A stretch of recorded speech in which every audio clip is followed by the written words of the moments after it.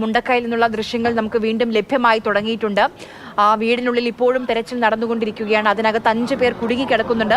അവരിലേക്ക് എത്താനുള്ള രക്ഷാപ്രവർത്തകരുടെ ശ്രമമാണ് നമ്മൾ കണ്ടുകൊണ്ടിരിക്കുന്നത്. ഷഹീദ് പറയൂ.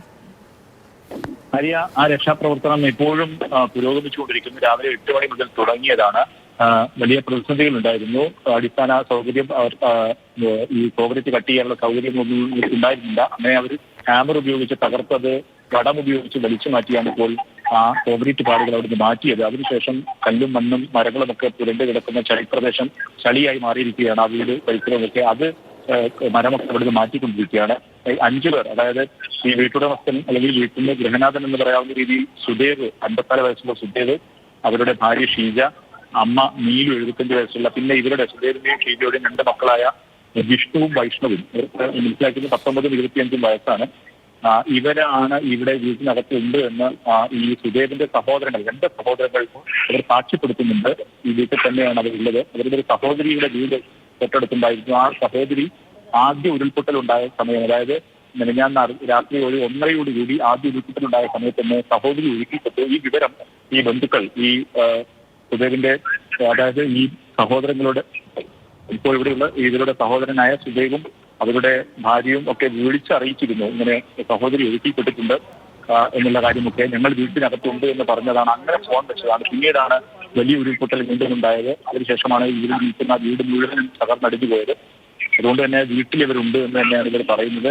അതിന് പുറമെ ഇന്നലെ ഇവർ സ്ഥലത്ത് വീട് പരിശോധിച്ചിരുന്നു. അതിനകത്ത് മൃതദേഹങ്ങൾ കണ്ടു എന്നും സഹോദരങ്ങൾ സാക്ഷ്യപ്പെടുത്തുന്നു. അതിന്റെയൊക്കെ അടിസ്ഥാനത്തിലാണ് ഈ വീട്ടിൽ തകർന്ന ഈ വീട്, അതിന്റെ അവശിഷ്ടങ്ങളൊക്കെ പൂർണ്ണമായും മാറ്റി രക്ഷാപ്രവർത്തനം നടത്താൻ വേണ്ടിയുള്ള വലിയൊരു ഉദ്യമത്തിലേക്ക് ഇവിടെയുള്ള രക്ഷാപ്രവർത്തകർ പ്രവേശിച്ചത്. രാവിലെ 8 മണിയോടുകൂടി തന്നെ അവരെയും തുടക്കം കുറിച്ചു.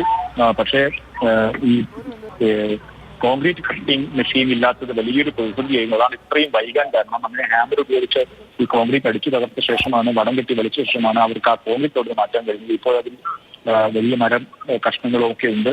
അതൊക്കെ മാറ്റിക്കൊണ്ടിരിക്കുകയാണ്.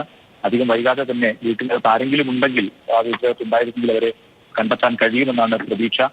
അവരുടെ ബന്ധുക്കൾ ഉറപ്പിച്ചു പറയുന്നത്. സഹോദരനും കുടുംബവും അവിടെ തന്നെ ഉണ്ട് എന്നുള്ളത് തന്നെയാണ്. ഞങ്ങൾ അന്വേഷിച്ചിരുന്നു ഈ രക്ഷാ ക്യാമ്പിലോ അല്ലെങ്കിൽ ആശുപത്രിയിലെ പരിക്കേറ്റവരൊക്കെ ആയിട്ട് അവരാരെങ്കിലും നിങ്ങൾക്ക് അന്വേഷിച്ചിരുന്നോ എന്ന് ചോദിച്ചിരുന്നു. അവരൊക്കെ അന്വേഷിച്ചു, അവിടെയൊന്നും കണ്ടെത്തിയിട്ടില്ല.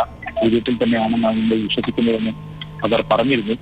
ആ അന്വേഷണമാണ് ഇപ്പോഴും നടത്തിക്കൊണ്ടിരിക്കുന്നത്. ഏകദേശം ആ ഭാഗങ്ങൾ, വീടിന്റെ അവശിഷ്ടങ്ങളൊക്കെ ഏറെക്കുറെ ആ ഭാഗത്തു നിന്ന് മാറ്റി കഴിഞ്ഞിട്ടുണ്ട്. കുറച്ച് ഭാഗങ്ങളൊക്കെ 2 വർഷത്തിനുള്ളിൽ മരക്കഷ്ടങ്ങൾ അടിഞ്ഞുകൂടിയിട്ടുണ്ട്. അത് മാറ്റാനാണ് ശ്രമിക്കുന്നത്. അതിനടിയിൽ ആരെങ്കിലും ഉണ്ടോ എന്നുള്ള അന്വേഷണമാണ് നടത്തിക്കൊണ്ടിരിക്കുന്നത്.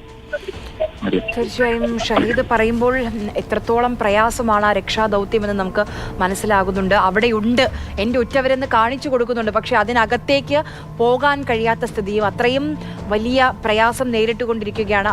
അവരുടെ കയ്യിൽ യന്ത്രങ്ങളില്ല, ഉപകരണങ്ങളില്ല. അതായത് ഒരു തരത്തിലും അതിനകത്തേക്ക് ചെല്ലാൻ കഴിയുന്നില്ല. അതിനകത്ത് ആളുണ്ടോ എന്ന് പോലും നോക്കാൻ കഴിയുന്നില്ല. ഉണ്ടെന്ന് ഉറ്റവർ പറയുന്നുണ്ട്. എൻ്റെ അമ്മയും അച്ഛനും മക്കളും സഹോദരിമാരും ഭാര്യയും ഒക്കെ അതിനകത്തുണ്ടെന്ന് കരഞ്ഞ് പറയുന്നുണ്ട്, നിലവിളിച്ച് പറയുന്നുണ്ട്. പക്ഷേ എത്താൻ കഴിയുന്നില്ല. ഒന്നും ചെയ്യാൻ കഴിയാത്ത നിസ്സഹായ അവസ്ഥ.